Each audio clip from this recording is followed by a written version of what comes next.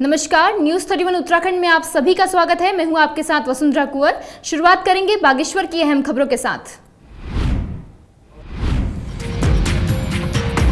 बागेश्वर के जिलाधिकारी विनीत कुमार ने जनपद के आपदाग्रस्त क्षेत्रों की सड़क और पेयजल लाइनों का निरीक्षण कर कार्यों की प्रगति के संबंध में जानकारी ली। यहां निरीक्षण के दौरान जिलाधिकारी ने लोक निर्माण विभाग से श्यामा लिति गोगिना मोटर मार्ग में बारिश से आए मलबे को तुरंत हटाकर सड़क पर आवाजाही शुरू कराने के निर्देश दिए। वहीं क्षेत्र में भू संकलन से प्रभावित हुए पेयजल लाइनों को सुचारू कराने को लेकर जिलाधिकारी ने विभागीय अधिकारियों को कड़े निर्देश दिए। इधर निरीक्षण के दौरान जिलाधिकारी ने विभागीय अधिकारियों को क्षेत्र में किए जा रहे निर्माण कार्यों की डेली रिपोर्ट देने के भी निर्देश दिए हैं।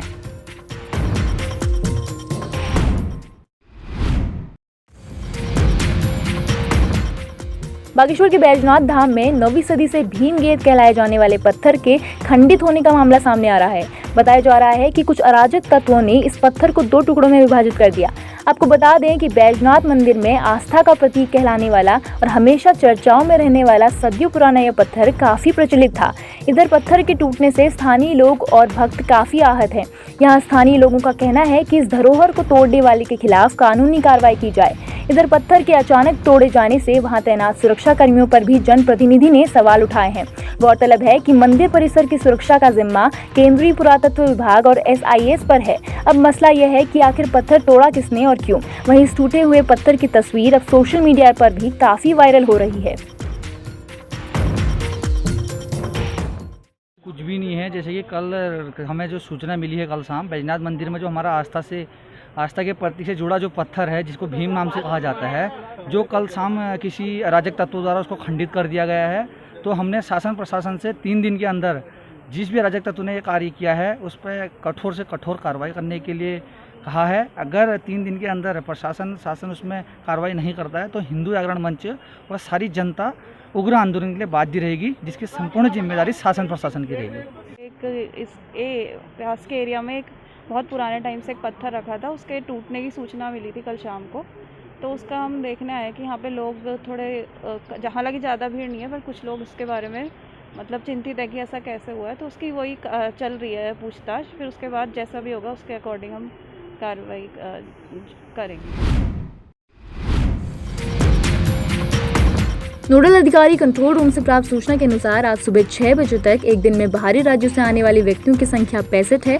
वहीं राज्य के विभिन्न जनपदों से आने वाले व्यक्तियों की संख्या 249 है। इस प्रकार एक दिन में कुल 314 व्यक्ति सुबह 6 बजे तक जनपद में आए हैं।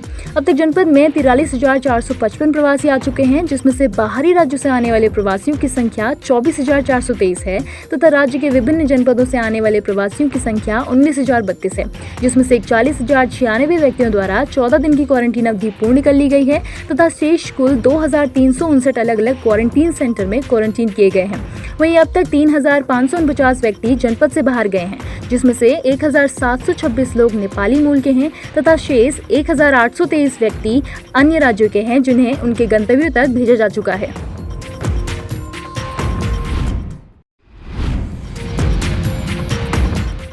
इधर वज्यूला के तिलसारी गांव में घर लौटे प्रवासी युवक की संदिग्ध परिस्थितियों में आत्महत्या करने का मामला सामने आया है। जानकारी के अनुसार ये युवक 4 दिन पहले ही दिल्ली से घर आया हुआ था और वह इन दिनों होम क्वारंटाइन में रह रहा था। इसी बीच उसने अपने घर में फांसी लगाकर आत्महत्या कर ली है।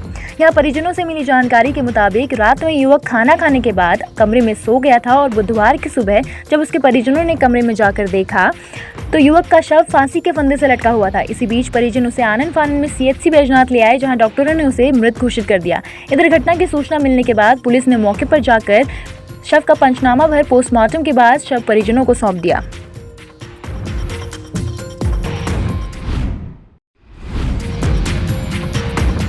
वहीं बागेश्वर के कांडा से जेठाई गांव के एक युवक का जहरीला पदार्थ गटकने से मौत का मामला सामने आया है।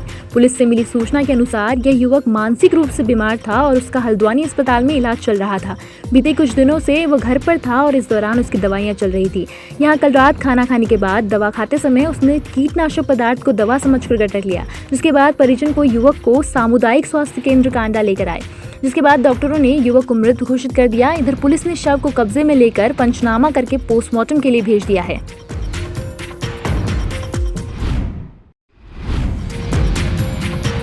बागेश्वर के जिलाधिकारी विनीत कुमार ने आज जनपद के कोविड अस्पताल का निरीक्षण कर वहां चल रही व्यवस्थाओं का जायजा लिया। इस मौके पर जिलाधिकारी ने जिले में बढ़ रहे कोरोना के मामलों को लेकर अस्पताल में उपलब्ध कराई जा रही स्वास्थ्य सेवाओं का निरीक्षण किया। यहाँ निरीक्षण के दौरान जिलाधिकारी ने मुख्य चिकित्सा अधीक्षक को जिला चिकित्सालय में आने वाले मरीजों और तीमारदारों से सोशल डिस्टेंसिंग के नियमों का पालन कराने के आदेश दिए। उन्होंने कहा कि अस्पताल में सुबह और शाम सैनिटाइजेशन किया जाए और साथ ही मरीजों के तीमारदारों को आवश्यक तौर पर मास्क का प्रयोग करने के निर्देश दिए जाएं। इस दौरान जिलाधिकारी ने चिकित्सालय में बेहतर साफ सफाई की व्यवस्था दुरुस्त करने के निर्देश दिए हैं।